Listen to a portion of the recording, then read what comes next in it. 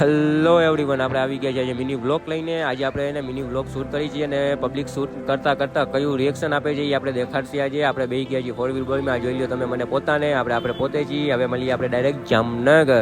Finally આપણે પહોંચી ગયા છીએ જામનગર. તમે જોઈ શકો છો જામનગરમાં એન્ટર થઈ ગયા છે અને આગળ જો રિએક્શન હવે.